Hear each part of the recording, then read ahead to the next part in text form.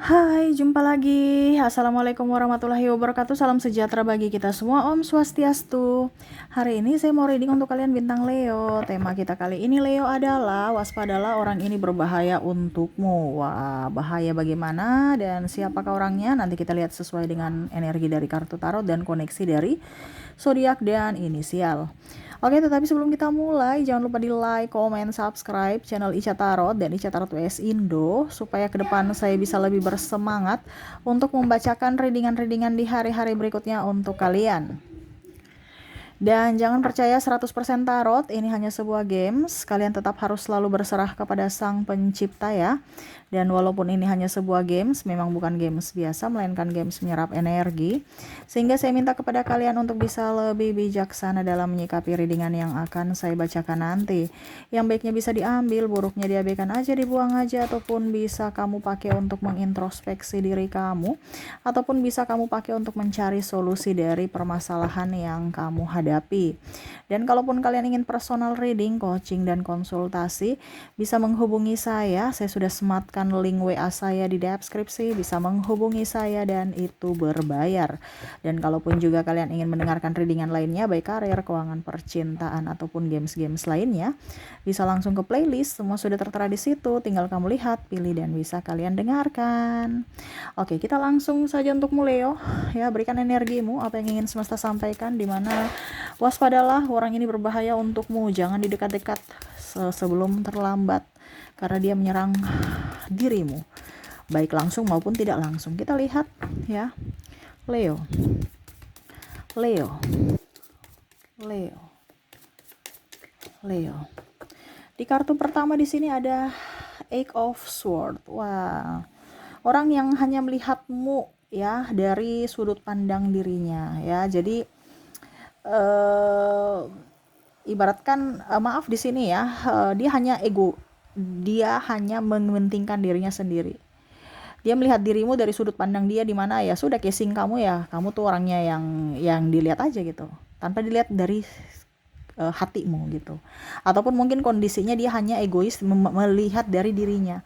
Ada beberapa yang orang-orang ya terkoneksi dengan kamu, karena saya lihat, kenapa saya bilang orang-orang, lebih dari satu ya, yang saya merasakan energi di circle toxic, tetapi kamu masih di situ ya, yang hanya mau memanfaatkanmu, yang hanya lihat dari dirinya, dan bahkan mungkin untuk kepentingan dirinya dia bisa mengorbankan dirimu ya. Kalau dalam hubungan pertemanan dia nggak setia, pada saat butuh kamu baru datang atau baru menghubungimu. Ataupun mungkin kalau di kantor ya suka cari-cari muka kepada pimpinan, bahkan menjual namamu. Oh tuh karena Leo tuh makanya kita terlambat, oh karena Leo tuh begini, karena Leo tuh begitu ya. Jadi hati-hati dengan orang yang menjual namamu ya, hanya mencari-cari kesalahanmu ya, untuk mendapatkan image baik atau mencari pembenaran untuk dirinya sendiri. Dimana saya lihat di sini banyak persaingan, kompetitor tidak sehat, walaupun kondisinya sama-sama karyawan ya. Dia hanya mau lihat dirinya saja yang dipandang tanpa melihatmu. Kalau kamu tim, dia akan menonjolkan dirinya tanpa melihat dari kalian semua kan sama, kalian berjuang bersama, tapi dia nggak melihat dari dirimu. Dia hanya bilang, oh ini saya loh, ini saya loh ya. Macam contoh kalau pimpinan ya, dia kaya, jadi nggak bisa lihat bahwa oh saya kaya ini karena di bawah saya yang mendukung saya harus memperhatikan kinerja dia, saya harus memperhatikan kesejahteraan mereka. Dia cuma tahu bahwa ya sudah, kamu ya sudah gaji aja gitu, gaji begitu aja. Bahkan mungkin ada beberapa yang tidak dikasih lembur, uang lembur, padahal kamu kerjanya malam ya. Oke, berikutnya di sini Eight of Wands. Wah, orang yang sebenarnya nih licik ya. Jadi ada orang yang licik ini dalam tindakan ya. Jadi maksudnya mungkin kompetitor tidak sehat ya, dia licik bagaimana caranya supaya bisa menjebakmu. Hati-hati dengan orang-orang seperti gini. Contohnya dia berteman dengan dirimu, tapi sebenarnya dia lagi ambil info untuk tameng dia ya. Macamnya contohnya kamu sahabatan dan dia tiba-tiba ya, karena sudah dekat gitu ya, mungkin kamu cerita tentang aibmu ya, kamu apa ya, kalau dibilang ya curhat lah seperti gitu. Nanti ujung-ujungnya pada saat kamu bertengkar ataupun mungkin kondisinya ya lagi bentrok lah sama dia, dia langsung bongkar gitu. Oh ternyata ya, oh, dia tuh begini, dia orangnya tidak sebaik yang kamu lihat, itu orangnya begini ya, dia menfitnah, dimana dia membungkus dari persahabatan ya.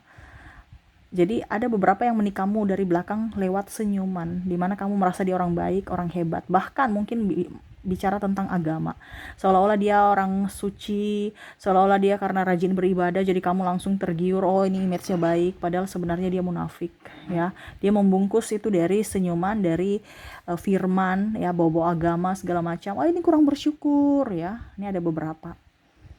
Ya, kalau bicara bawa agama nih mungkin ya orang-orang yang sebenarnya tidak bersyukur tapi membalikkan fakta bahwa kamu yang tidak bersyukur, ya. Contohnya dia pemalas, kamu tegur, nanti dia bilang dia tuh tidak bersyukur, ya, maunya lebih-lebih terus, padahal kan kebutuhan selalu ada, tapi karena untuk bisa membenarkan kesalahannya, dimana dia bilang kamu tidak bersyukur karena masih ingin serakah, masih ingin lebih-lebih dan lebih, sehingga kamu merasa bahwa apakah memang betul saya kurang bersyukur. Nah ini ada orang yang dari kata-katanya, kan ibaratkan kancil ini orangnya licik ya, apa ya, dia pintar ya, dia apa ya, ya pokoknya itu seperti gitu, bagaimana caranya menggolkan dengan cara yang halus tetapi menusuk, ya. Oke, berikutnya ada King of Sword, ya, orang yang hanya apa ya kalau dibilang, ya ini hampir mirip seperti Ace of Sword, tapi kalau ini kan dia lebih menyakiti dirimu, kalau ini lebih ke pemikiran. Jadi apa yang kamu lakukan itu selalu salah gitu, entah idemu, entah karyamu, ini bicara tentang apa yang kamu lakukan selalu salah di mata dia, ya. Contohnya kamu mau usaha, dia udah bilang nggak bagus usaha itu, ngapain kamu usaha itu, ya. Pokoknya orang-orang mental tidak mensupportmu gitu, ya.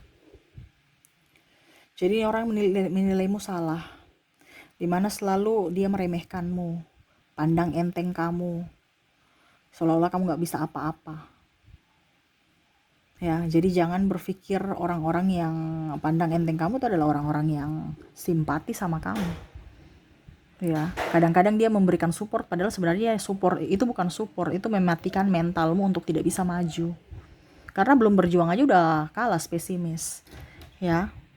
Hati-hati dengan orang mental lemah, mental pecundang. Kamu nanti ikut pecundang, padahal kamu ini mental pejuang. Jangan ikut-ikut orang yang mentalnya pecundang. Belum mulai udah menyerah, belum berjuang udah kalah, ya. Kita coba dulu, ya. Kalau macam contoh ya, kalau kita, artinya gini, kalau kita mau berwirausaha ataupun apapun, berjuang, ya, setidaknya dua, berhasil dan gagal. Setidaknya walaupun kita gagal tapi kita sudah mencoba, setidaknya suatu saat mungkin kita akan berhasil, mungkin karena ada pengalaman, dibandingkan tidak sama sekali pasti kamu akan dapat gagal, tidak akan ada berhasilnya. Tetapi kalau kamu mencoba, ya setidaknya mungkin kamu dapat bisa ada potensi untuk berhasil. Kalaupun gagal, ya tadi saya bilang, ambil pembelajaran untuk bisa menuju ke pembelajaran itu, dan kamu ulang lagi, berusaha lagi, kamu bisa pasti berhasil. Ini bicara masalah waktu saja. Kenapa? Karena kamu mau belajar, kamu mau berusaha, kamu bekerja, mau ada action, bukan hanya duduk diam di tempat, ya kamu gagal terus. Ini contoh, karena ada beberapa yang spesimis, ada beberapa memang tidak ingin kamu maju, sehingga nggak usah. Nah itu ya. Oke, berikutnya di sini ada Ten of Swords, ya, orang yang menikahmu dari belakang. Ini hampir mirip dengan Eight of Wands juga, tetapi di sini bicara secara mental, ya. Bicara secara mental nih, karena bicara kamu, bicara di belakang, ya. Macam contoh pertama sih, dia cerita-cerita orang lain, kejelekan orang lain, dia kepo-kepoin urusan orang, ya, habis itu jadikan bahan candaan, ya. Di Ten of Swords ini artinya terkadang dia membulimu secara halus. Contoh, kamu punya sahabat, dia tukang kepo, ya, wah, cerita kekurangan orang, kamu juga akhirnya tertawa-tertawa atas penderitaan orang lain. Begini pada saat kamu yang punya kesalahan, ataupun mungkin kamu punya masalah, ya, atau ya pokoknya intinya mungkin kamu putus cinta, tiba-tiba ya dia bikin guyon, wih ternyata kamu udah putus ya ampun kenapa bisa seperti gitu, kamu tertawa-tertawa lagi, seolah-olah dia tidak mengerti akan apa derita kamu gitu. Ataupun mungkin dia secara tidak langsung, ih itu dia tuh ya, kemarin tuh pacar kamu tuh, mantanmu, dia udah punya pacar baru, kasih kabar-kabar yang sebenarnya kamu nggak mau usah dengar, tapi seolah-olah dia kayak macam jadi penolong buat dirimu untuk kasih tahu bahwa dia sudah punya kabar baru, pacar baru gitu. Ya, dimana kamu mau move on, udah ujung-ujungnya tersakiti lagi karena ucapannya. Ataupun mungkin kondisinya dia cerita-cerita kamu, cerita-cerita apa dibilangnya, ya pokoknya cerita-cerita yang negatif, kekurangan-kekurangan kamu. Seharusnya dia memberikan support, melindungi, tapi tidak bisa melindungi. Karena apa? Ya karena saya lihat di sini orangnya ember, dan kamu pun begitu, ada di circle itu. Ini sebenarnya sudah banyak kali ya saya reading kan, mungkin kamu tetap aja di situ. Padahal ini semesta sudah kasih tahu bahwa kalau kamu di lingkungan toksik berbahaya. Ya, karena kamu bisa menjadi toksik untuk dirimu dan toksik untuk orang lain. Kenapa? Kamu ketertular penyakitnya. Tapi kamu masih di situ. Ya, tapi itu pilihanmu. Karena semua yang terjadi dalam hidupmu itu adalah pilihan dari dirimu. Apa yang terjadi sekarang ya pilihan dari dirimu di masa lalu. Ya, akhirnya menikam dirimu sendiri, di mana kamu tersakiti karena mereka dan tersakiti karena dirimu. Di mana kamu juga sudah tidak tahan dengan bulian mereka, tapi tetap aja masih di circle itu, masih mau terima buliannya, masih mau diterima, kamu masih menerima juga mereka, seolah-olah kamu care dengan mereka atau mereka care dengan kamu, padahal sebenarnya itu palsu, cuman image aja gitu, padahal hati itu busuk. Ya, ada kan seperti gitu kan, kamu sebenarnya nggak suka dia, tapi udah deh tipu-tipu aja suka ya. Nah, akhirnya hatimu kayak macam bisa jengkel gitu, tapi yang bagaimana lagi? Akhirnya tertekan kan. Nah, ini semesta mau sampaikan bagaimana kamu bisa menarik energi positif kalau hatimu busuk. Bagaimana kamu bisa menarik energi positif berkelimpahan kalau hatimu penuh dengan tekanan. Ini tekanan secara langsung, tekanan dengan secara tidak langsung juga. Dimana ya itu penuh dengan drama, itu tekanan secara tidak langsung, dimana dirimu menjadi toksik untuk dirimu sendiri. Ya, hati-hati. Kalau kamu merasa bahwa kok rezekiku seret ya, itu ada di masalah hatimu. Ya, jadi hati-hati bermain api, hati-hati juga bermain hati ya. Di sini ada death ya, tuh. Serasa mati. Kamu sudah tahu bahwa kok hidup saya hampa ya. Saya nggak nyaman. Ini ada beberapa yang mempermainkan. Contoh pasangan ya. Kok saya merasa kayak janda ya, padahal punya pasangan. Kok saya serasa duda ya, padahal punya pasangan. Kok saya serasa nggak punya pacar ya, jomblo, padahal saya punya pacar. Nah, ini serasa kayak macam flat aja hubungan. Orang yang tidak menginginkanmu itu orang-orang yang memang gimana ya, makan hati juga.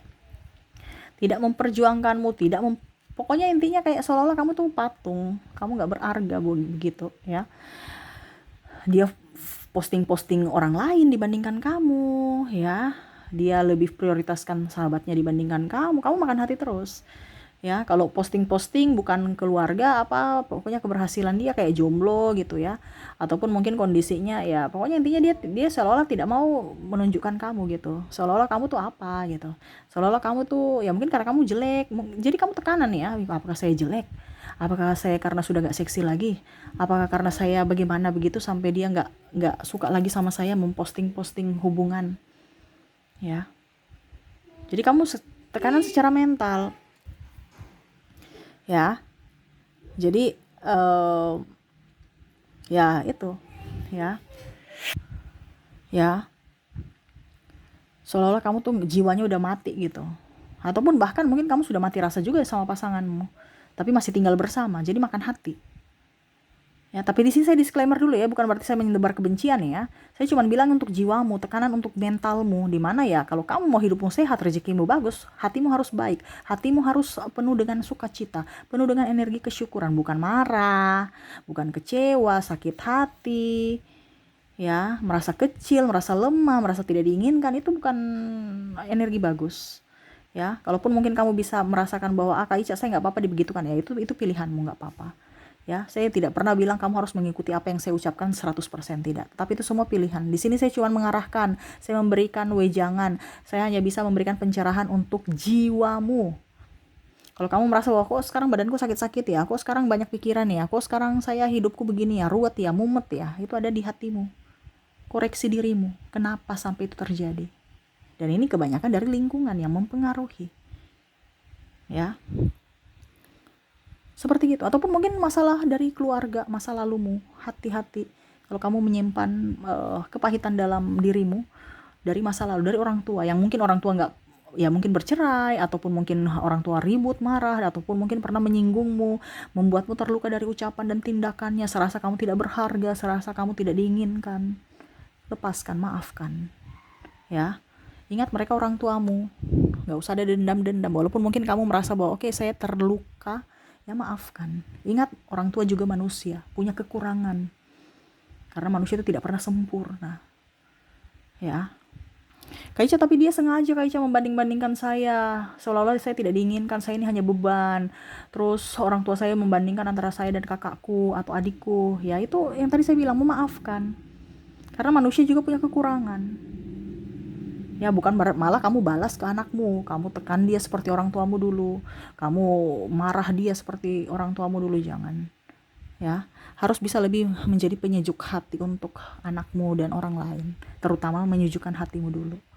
Ya, di sini ada Three of Pentacles, ya, orang-orang serakah. Ya, orang-orang serakah ini orang-orang yang tidak bersyukur, kurang aja ya, entah tidak bersyukur karena kamu ada three party, ya. Wah, berarti kan dia tidak bersyukur kepada kamu. Kenapa dia mau mencari orang lain yang mana mungkin lebih dari dirimu? Ya, kalau memang ada orang-orang yang tukang selingkuh, ngapain kamu menangisi? Itu orang tidak cocok untukmu, tidak pantas untukmu, ya. Jangan.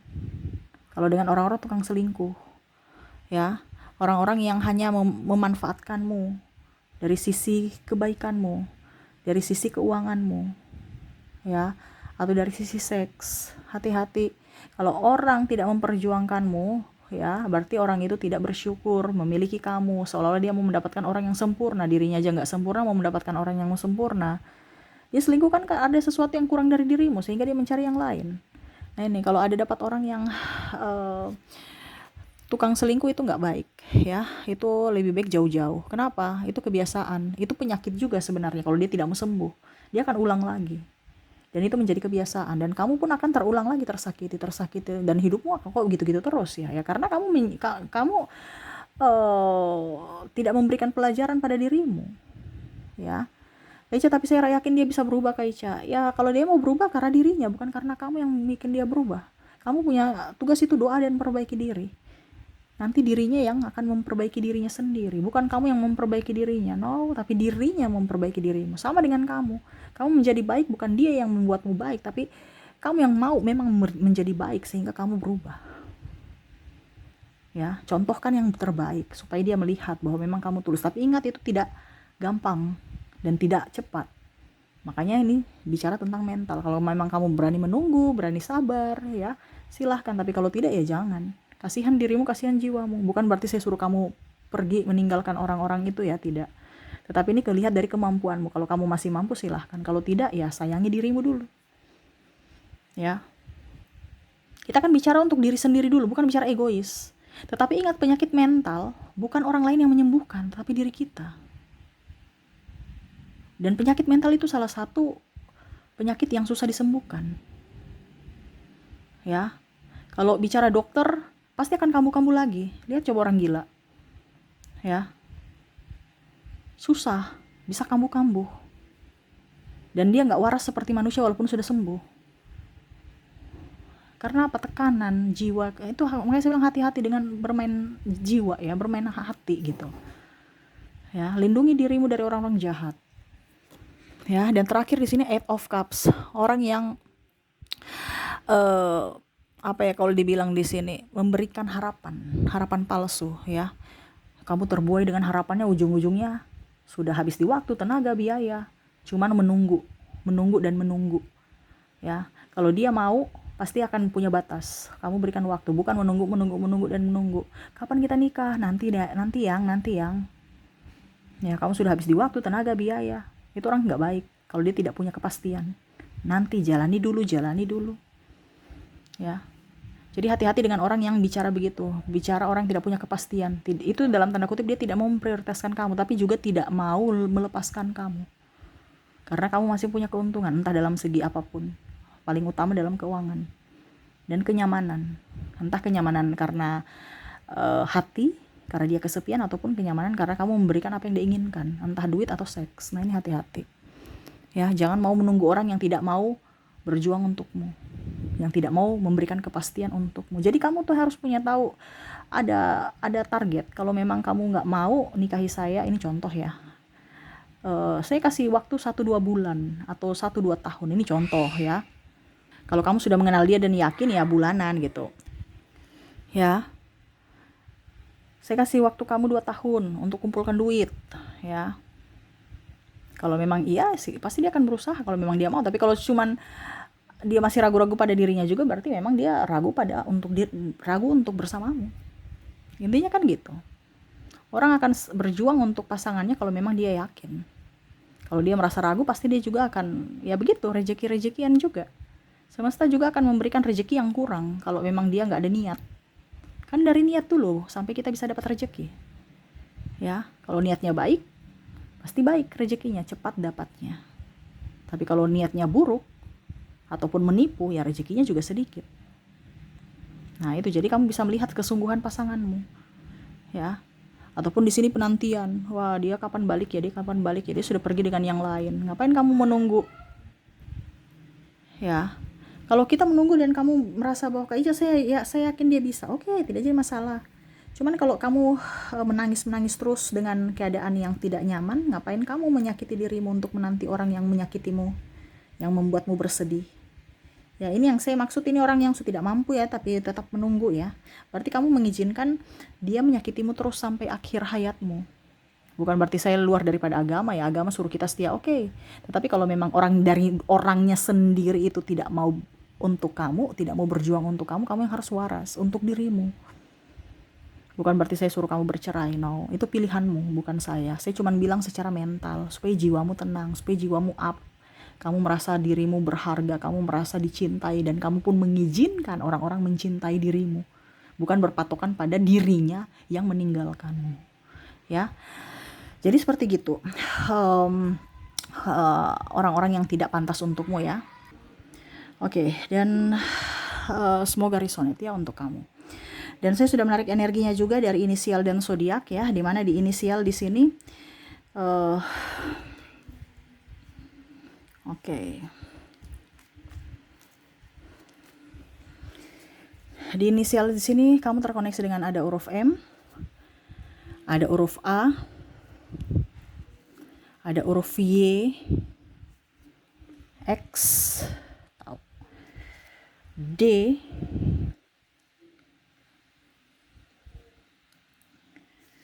O, S, D, O, S, J, C, P, wow, O-nya double, energinya up, I,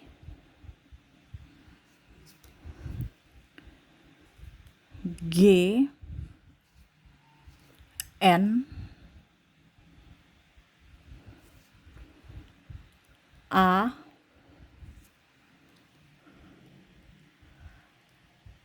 R,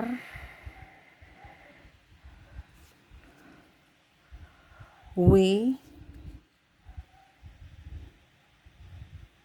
P, T, E, P, T, dan E ya. Oke. Jadi untuk koneksi di sini, dari inisial kamu terkoneksi dengan MAYX, DOSJ, DOSJ, CPOIGN, ARW, PT, dan E ya. Dan untuk koneksi zodiak, kalaupun mungkin di inisial kamu tidak terkoneksi, mungkin dari zodiaknya di sini, dimana kamu terkoneksi di sini dengan ada bintang Pisces, ada juga bintang Aries, ada Sagittarius, Capricorn,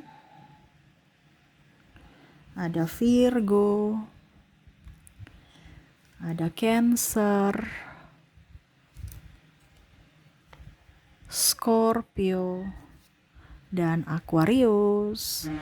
Oke, jadi untuk koneksi di sini dari zodiak kamu terkoneksi dengan Pisces, Aries, Sagittarius, Capricorn, Virgo, Cancer, Scorpio, dan Aquarius.